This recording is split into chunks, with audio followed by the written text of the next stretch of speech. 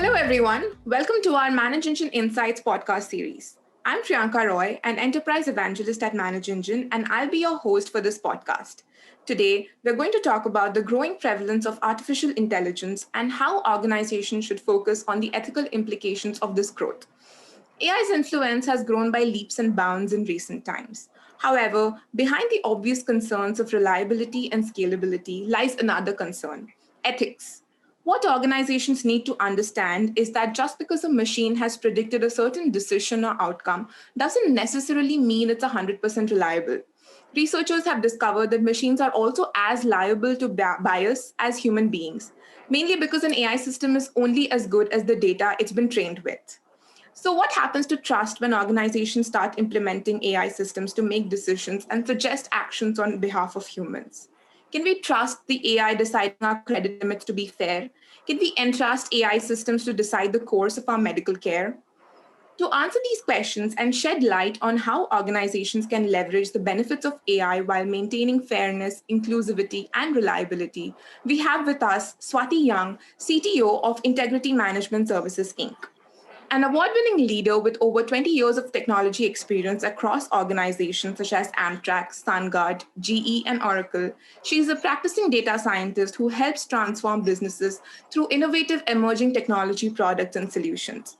Swati is the brand ambassador for Women in AI, an international nonprofit organization whose goal is to increase diversity in AI, and is also one of the leading members of the Ethical Application of AI Solutions framework, which aims to help organizations measure and monitor the ethical implications of AI applications. Hi, Swati. Thank you so much for joining us today. Hi, Priyanka. Thank you for having me. It's all my pleasure, Swati. So, what we'll do, we'll just get started. We'll jump right in. In a world where artificial intelligence is becoming increasingly prevalent, the question of how to govern their behavior naturally arises. So, who is responsible for establishing and enforcing ethical standards for these AI systems? Sure, that's an interesting question, and right now a lot of conferences are covering this topic. So I want to say, when you think about who is responsible for the ethics of an AI solution, there are multiple levels at which this is governed. So let's start at the level of the organization. So obviously, if an organization is implementing AI solutions, they might be having a team of data scientists.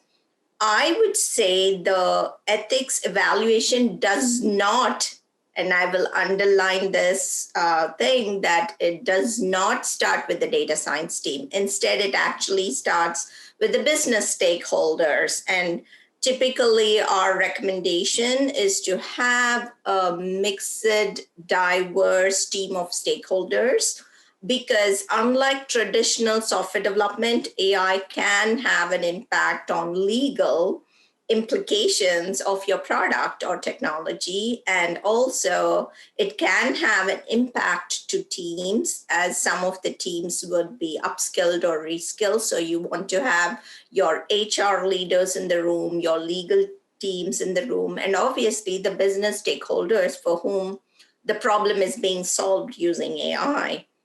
Right. And typically, this committee will be responsible for the ethical evaluation of AI. So that's at an organizational level. But you can see right now in the United States, AI ethics regulation is happening at the state level and the city level as well. For example, the city of San Francisco was the first city in the United States to ban facial recognition technology. And facial recognition technologies use artificial intelligence most recently. And later on, that was followed by cities like New York City recently banned using AI in recruitment tools. So that is at the state level or the city level. And then you come to the federal level. So federal is the central government in the United States. And federal also, they are thinking about regulation and policy, although they're not yet there. Every month or so, we hear that the CEO of Facebook or CEO of Twitter are called to the United States government to testify, and they are being questioned. So So policy at the federal level is going to happen at some point regarding the ethical impact of these AI systems, but it's not yet there. So in a nutshell, when you want to think about implementing an AI solution, you want to have that conversation early and often with the committee of stakeholders. And most recently, a new job has been formed that we have seen in the last 5 years. It's called the AI ethicist. Oh, And okay. I have friends. Just yesterday, I was speaking with a friend of mine who has become the AI ethicist for Amazon Web Services. So this new role has been instantiated to act as that liaison between data scientists and engineers who are actually building the systems, the AI systems, and connect the dots to stakeholders and evaluate on multiple dimensions of ethics. Because frankly, engineers are not philosophers. We don't know the ethical implications and outcomes. So you do need that that expert in ethics. And I know personally some philosophers who have become AI ethicists for organizations, large organizations, especially like Ernst and Young and Accenture. So in a nutshell, it's not the role of the engineer or the data scientist. It's a broader role. Some organizations have AI ethicists, but at least if you don't have one, think about having a committee of all business stakeholders, your legal and HR, and think about all the outcomes and evaluate on multiple ethics parameters of your AI system. Okay, thank you. I mean, that was very interesting to know that there's a new role which has been created of an AI ethicist, and it's heartening to see that organizations are slowly coming around to the idea that this is as important a concept as just implementing an AI system. Like it needs to be carefully thought out. Right. So moving on to the next question. There have been many instances in recent times when AI models have suggested decisions which didn't really make to seem any logical sense. Now we can probably live with low impact results, such as a song or an album recommended by a music streaming application. However, when it comes to applications where the stakes are high, such as in the healthcare industry or the banking sector, we cannot really afford to be so cavalier. So in the case of such critical decision-making processes, how and why should AI systems explain the results that they recommend? Yeah, again, I think this is a topic that is currently in discussions across the industry. Let me address why and then the how, right? So why should they explain? You already mentioned a couple of use case scenarios, but there are other scenarios like the very reason facial recognition has been banned is because it is using people's profiles, and it has been proven that facial recognition systems cannot recognize darker skins as much as well as the lighter skin color. So obviously darker skinned people are getting discriminated against. So those are the very, very adverse impact of AI solution, which is why we need some explanation. So suppose in the scenario I just mentioned, a facial recognition technology actually recommends that certain African American profiles are going to commit the crime. It is it is in our best interest to actually question it based on what did the system recommend, why did it recommend, is it a fair recommendation or not? So why is very important because it can have adverse impact to society at large, and certain individuals can be discriminated against. Again, I spoke about the recruitment systems that are using. So historically, women have been less promoted than men. Even today, we only have 15% or lesser of Fortune 100 CEOs who are women. So if you build an AI application, AI, especially machine learning, uses historical data to make future predictions. So if a recruitment system is looking at hundreds and thousands of profiles of resumes, and they find from the name or some other mention in the resume that it's a woman, they can discriminate against women because, again, historically, the percentage of women in especially fields like technology are much lesser than men. So based on historical patterns, there can be discrimination against certain sections of society, which creates an unequitable society. So it's very important as to the why is, that is why we do need, what are these systems? How are they making these recommendations and why are they making the recommendations? That's the why. Researchers obviously have heard this concern and they have addressed it using something called explainable AI. That is the how. So essentially, explainable AI looks at all the parameters that went into model creation in the machine learning model and will give weightage as to what are the parameters that went into the decision making. And it also depends on the data scientist, or data scientists have to look into the details and see, because certain type of machine learning methods gives a good explanation, but they might give high accuracy. But it is up to the data scientist to evaluate that and optimize it such that pick a model that gives more explanation and decent accuracy. So sometimes businesses have to compromise on the accuracy because of higher explainability. But as we go into further complex algorithms like deep learning, sometimes explainability is not yet there. They're trying to research and get to a point where every algorithm is explainable, but it should come with a disclaimer that not every algorithm is necessarily explainable at this point in time. Research is still ongoing as to how some of the deep learning methods can be explainable. Okay. That's nice. It's nice to know that it's being heavily researched into, and you'll probably arrive at a stage at some point in the future where everything will be explainable and people can understand the actions that the system is suggesting. So there's this other aspect to it, which most of us realize, that there's a privacy benefit trade-off every time we turn on our cell phones or look up something on the internet. Mm-hmm. And with the adoption of AI solutions, such as facial recognition, like you just mentioned, which is on the rise, consumers feel that this accelerated this erosion of privacy that we have been witnessing over the last couple of years. Mm-hmm.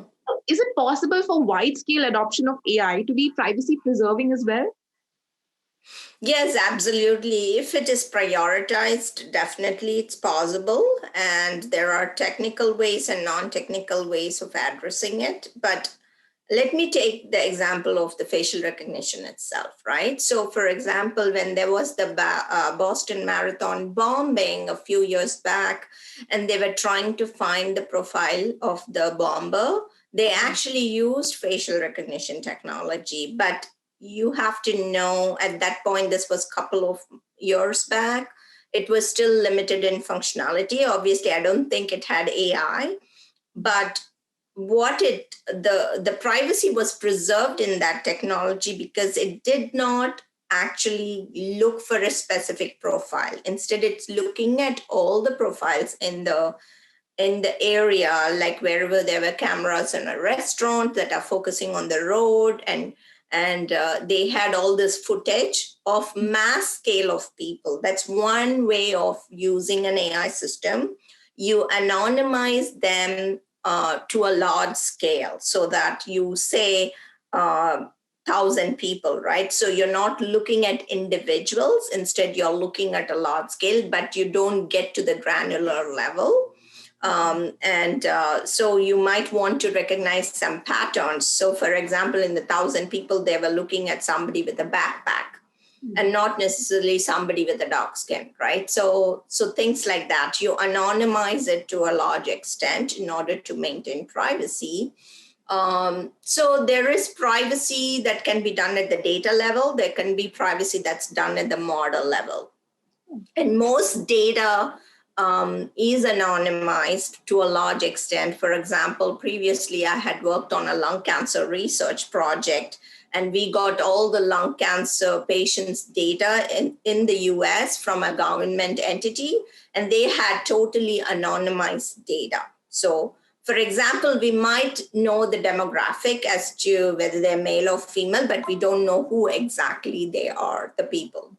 That's the anonymous data sets that are available at a large scale. So we are looking at 7 million people of lung cancer patients in the US, but we don't know who the 7 million are. So because the data is totally anonymized, and also the non-technical ways when we actually got the data of 7 million people from the data source, which is a government body is actually holding that data source. They also have something called user agreements, which we have to sign. It's like a actual legal document that me as a researcher will sign a document saying I will not reverse engineer and find out who these people are, and I will not share this data with anybody else who's outside my project. So that's a legal document that you have to sign, and again another step in maintaining the privacy of the data.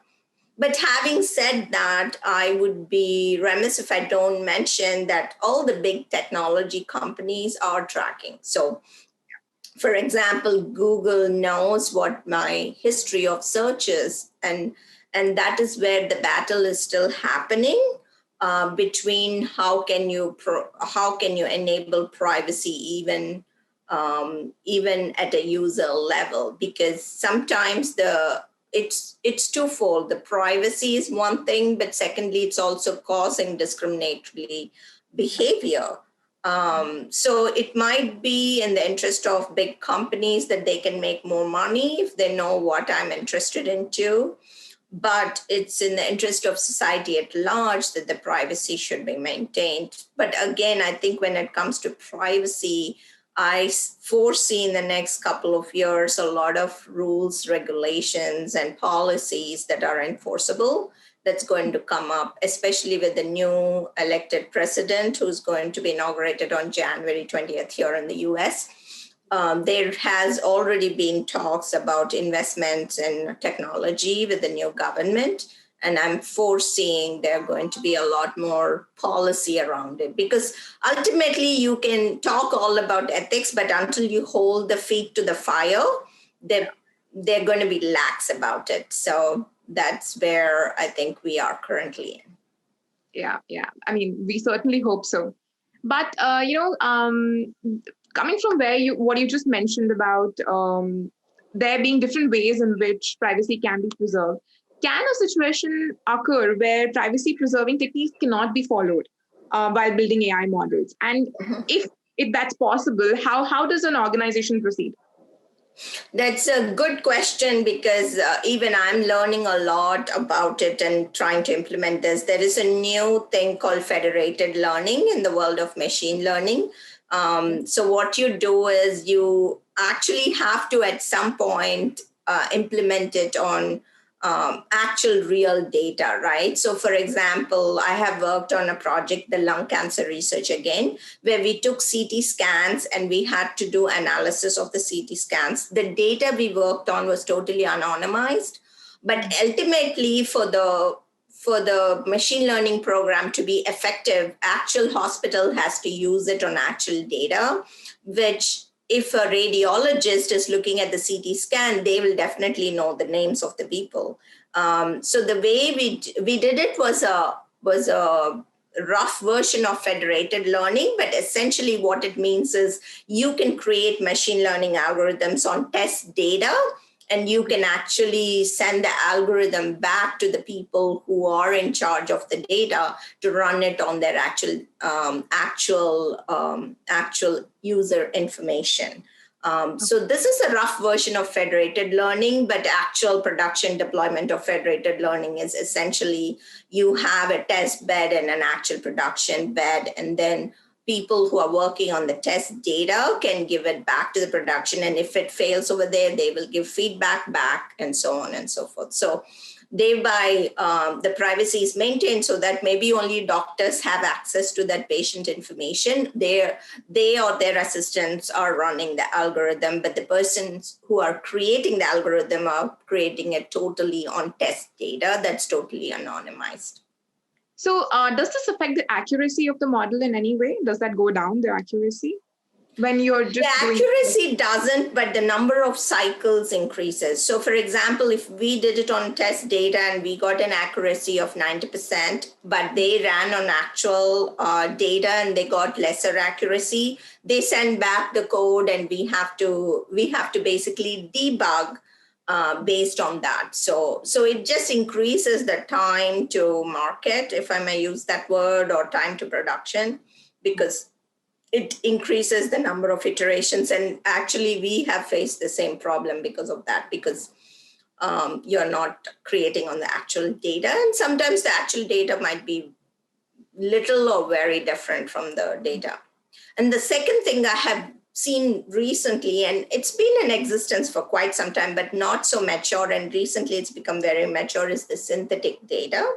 So you can actually create synthetic data sets that are very closely resembling the actual data sets. And recently, I even heard from a federal agency how they have been using that to generate synthetic data for like human genomic and DNA information and so on. So like with AI, it's always a catching up game with what is in the research and coming to market quickly. So I have dealt with synthetic data 3 years back and it wasn't so mature, but there was too much of difference between real and synthetic data. But today, I mean, we are able to mimic the real data using the synthetic data. So that's another way of doing it.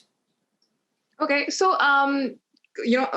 continuing in the same vein on the data topic, we know that ML algorithms learn from the data that they are trained with.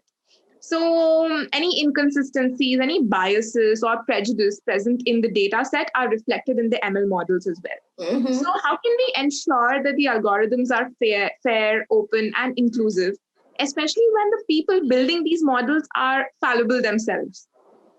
Yeah, absolutely. And that's some of the crux of the ethical AI framework that I co-authored for the US government, is the very same thing. At the onset, I want to say there is nothing called no bias in data. All data has biases in it that is inbuilt. It can be because of human, or it can be because the way the data sources are. It can be a multitude of reasons, but it is a given that all data sets are biased. The question is, how much bias can be removed that will remove the adverse impacts of the output of the data or output of the model, actually. So that's, I want to throw it out there as a disclaimer at the onset. There's nothing called clean and no bias data set in this entire world. So the second point is that how do we evaluate, right? So there are techniques, both, again, technical, non-technical. I will start off with the non-technical. The non-technical, again, lies with the business rules, which lies with the decision makers who are the stakeholders. For example, in the US, especially, everything that you apply for, people look at your credit history. Sometimes they also look at your criminal history. They also look at your what is called judgments and liens. So if you're applying for a business loan here, and the business rule is that they will look at my judgments and liens from 12 years back. And if 15 years back, I got a traffic ticket and I did not pay it, and I had to go to the court, that is 15 years back. They are using that data to reject a loan that I have applied. So that is a business rule that a business decision maker made long before it came to the data scientist. So the data scientist can be asked, okay, write a machine learning algorithm based on these rules if the person has to be given a loan or they will default the loan. But that decision was not made by the data scientist. So the business rules have to be looked into and questioned with the what if scenarios as to, is this an appropriate rule to incorporate? So a lot of things I have personally witnessed in all the projects I've undertaken is most of them start with the business rules, because the heuristics of the rules, sometimes it is unspoken rules, sometimes it's spoken rules. When you come to the recruitment tools, the unspoken rule I can think of is culture fit. But what exactly is a culture fit? How do you define a culture fit, right? So those are some of the heuristics that when you translate into machine learning algorithm, that can create biases in the modeling because of the parameters you're giving of the business rules. The second is the data bias. We have already spoke about historically recruitment tools. Then there are like historical criminal records of people, or even very commonly used example is that if you collect the data of people who have applied for a loan, historically less women have applied for a business loan because less women own businesses, or so on and so forth. So there's a lot of,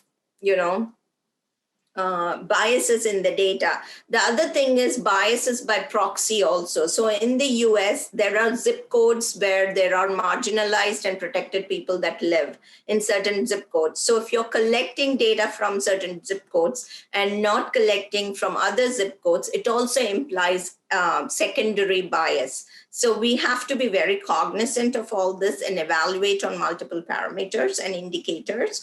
And you mentioned a good thing that the engineers themselves are fallible. So one of the things that we emphasize, and as a brand ambassador of Women in AI, is diversity in the AI engineers also, because we have seen enough products in the market that basically do not cater to certain sectors of the society or certain ethnic and racial profiles. Even yesterday, my friend was telling they were going to use facial recognition for a beauty evaluation of a certain skin type. But it is already proven that facial recognition does not recognize dark faces as good as the fairer skin. So you're going to discriminate against certain population, which means you're losing that market segment, which means you're losing a revenue stream. So it can have an adverse impact even on your revenue finally.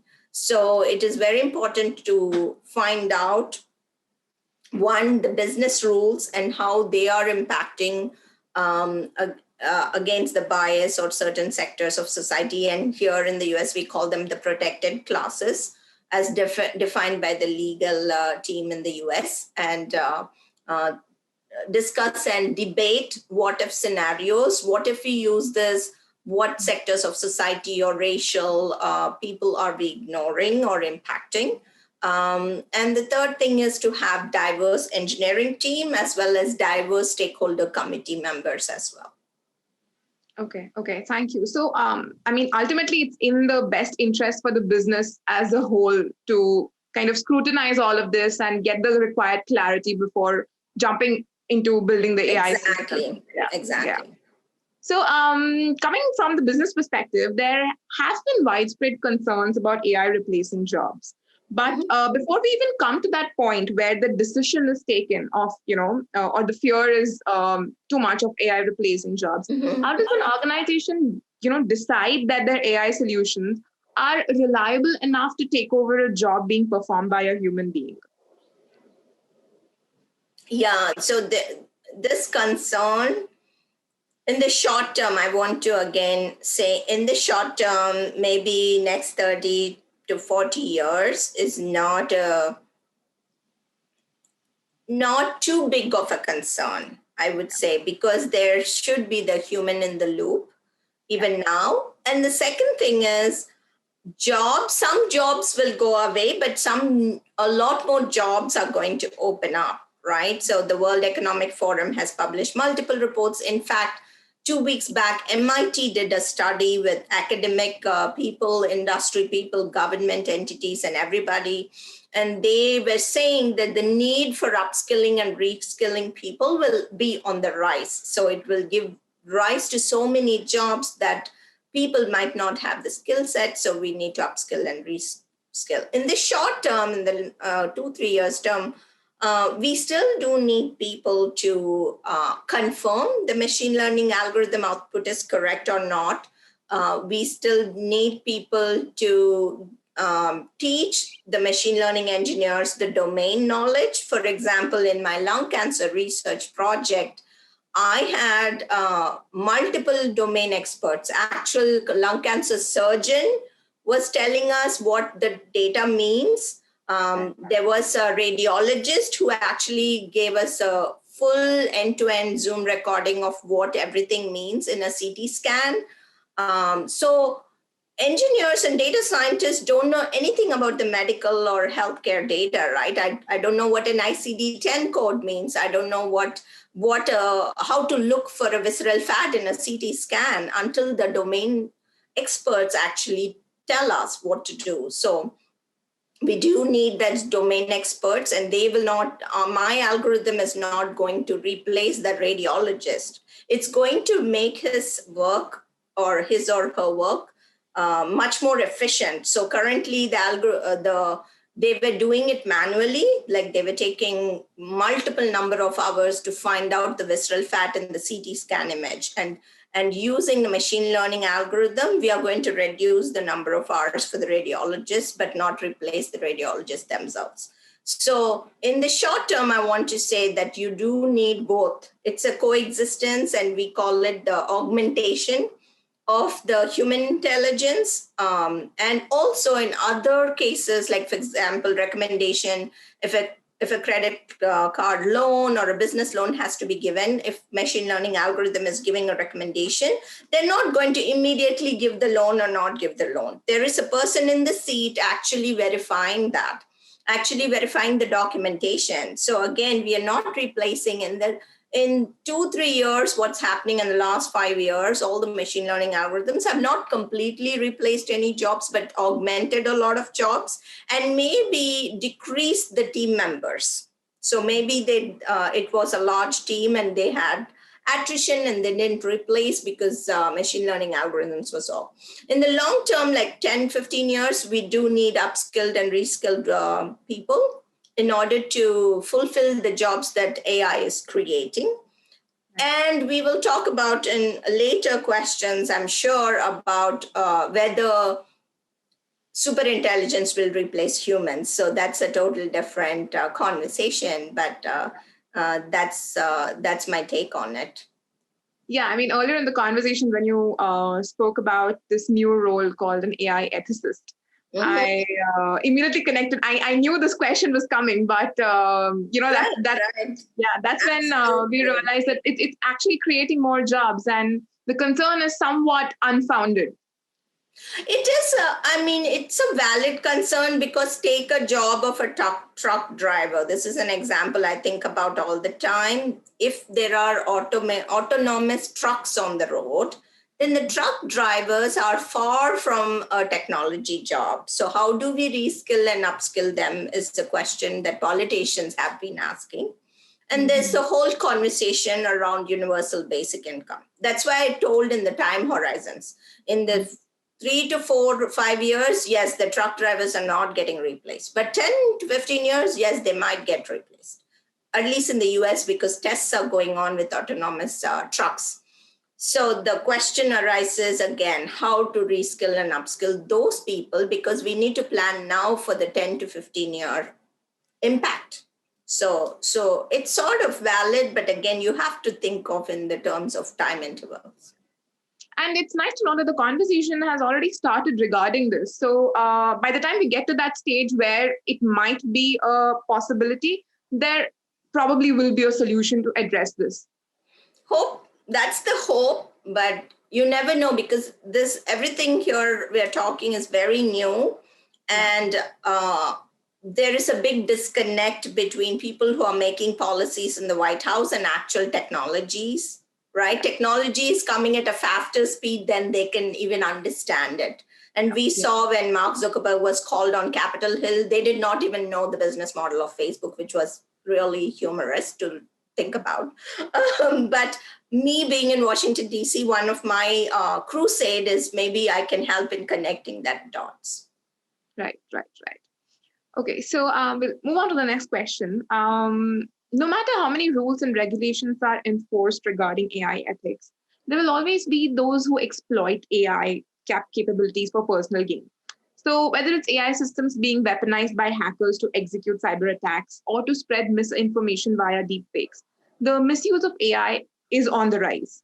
So from a security standpoint, how can such an exploitation of AI be controlled? Yeah, I would say on the onset, you should employ the same security measurements you have for any tech tech products or solutions. But on top of that, you can, like cutting the diamond with the diamond, you can use AI for security, because people are using against security, but there are some solid AI solutions right now in the security area also that you can use to do that. And secondly, I think anonymizing the models and the data to a large extent is also helpful, because if people get access to the models and they can reverse engineer, that is where the danger lies. But if you can anonymize it to a large extent and also control your data as well as models with your access management, that is the best. And everything else, you should use all the existing IT security tools. On top of it, if you can incorporate some new age AI tools, whether it's endpoint protection, end-to-end encryption, those will be an overall robust thing. But I think the way they're using misinformation, deep fakes, all that is more than at an organization level. It's at the society level. So deep fakes have come out directly from the lab they went into the wild, wild west. So I think that is where we do need legal enforcements.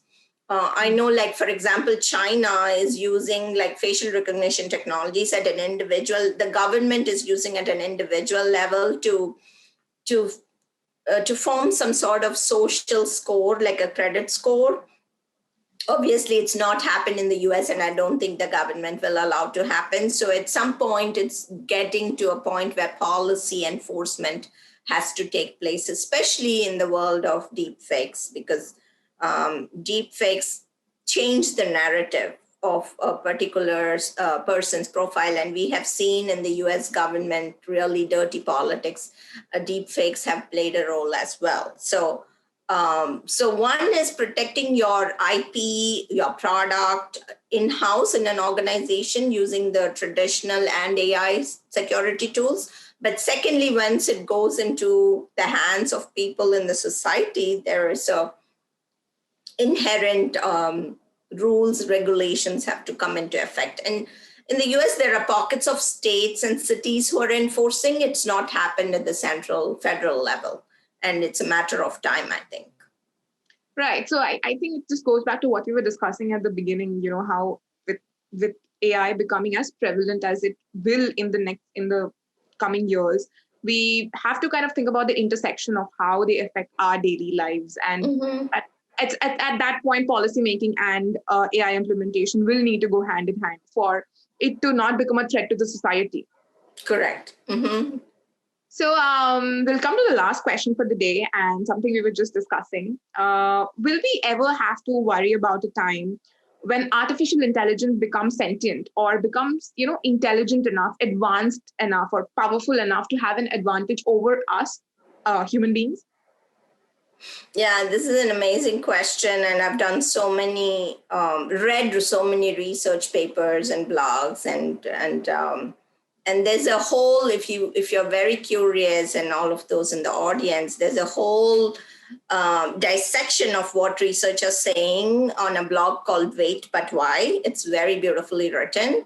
But in a nutshell, it depends. I think it depends on the time frame. It's not a matter of will it, it's a matter of when will it happen. So it might take, according to the best AI researchers like Nick Bostrom, who is an Oxford researcher and philosopher, according to some of them, it might take 100 years or 100 plus years.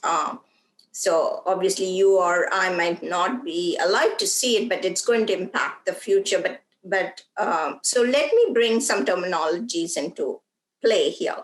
One is artificial narrow intelligence. One is artificial general intelligence. And the third one is artificial super intelligence. So artificial narrow intelligence is what we are witnessing currently and will be witnessing in the next couple of years. Narrow intelligence, very self-explanatory, does one job very well, whether it is your spam filter, facial recognition, even autonomous vehicles is using components of artificial narrow intelligence. Now, artificial general intelligence is going to use supercomputers and try to mimic the human brain. And artificial superintelligence is when we created artificial general intelligence and went to the next level where machines can overtake human brain.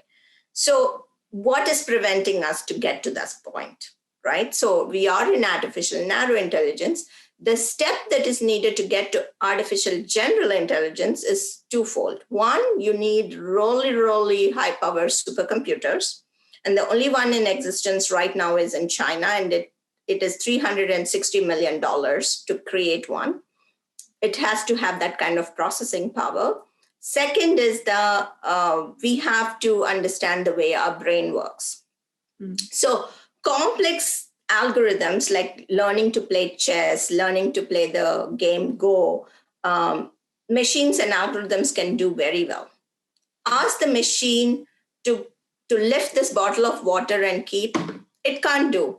Ask the machine to read a book of a 5-year-old, it cannot do. Read the book and understand what it means, it can't. So what appears to be complex, which is playing chess, algorithms can do because it's based on the number of moves. But what is very simple that we do inherently without thinking too much, like I have a 4.5-year-old son, he can immediately recognize the pictures and say, and the interesting thing I was observing was they learn by observation.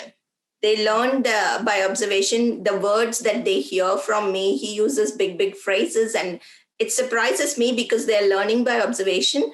That is the complex thing for a machine to do.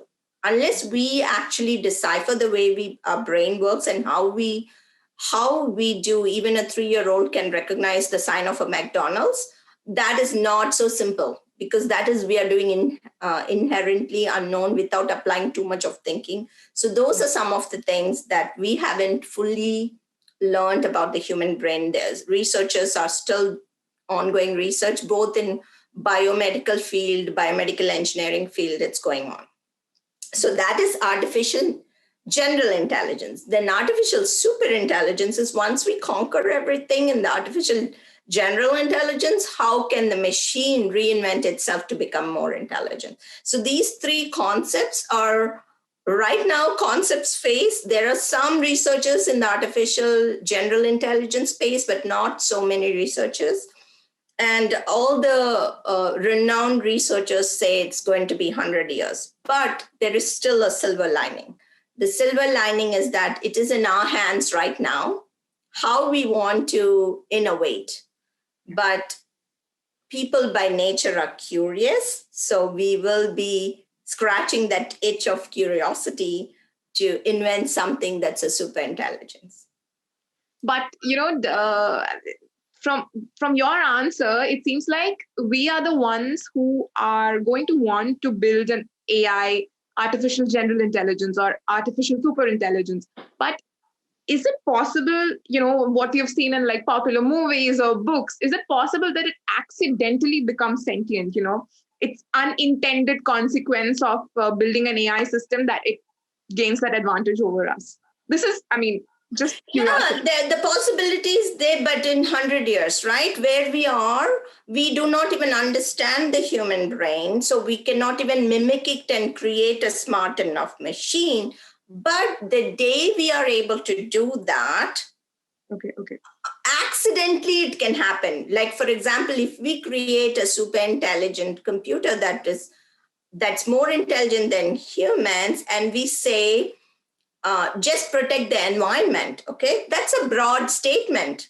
It can go and remove all sorts of obstacles because it wants to protect, and that can cause humans, and not because it wants to cause humans, but because if it's given a goal, it just goes and blindly does it, right? So it's quite possible. It's in fact, all researchers and people who have done more research in this area than me have spoken about it. It's possible in 100 plus years, but it's also in our hands how we want to develop this, because I think we cannot say do not do research in this area, because our Homo sapiens is curious by nature. The fact we've invented thousands and millions of things is that our curiosity, we cannot stop. So research will happen, but how do we prevent that? It's in our hands to a large extent.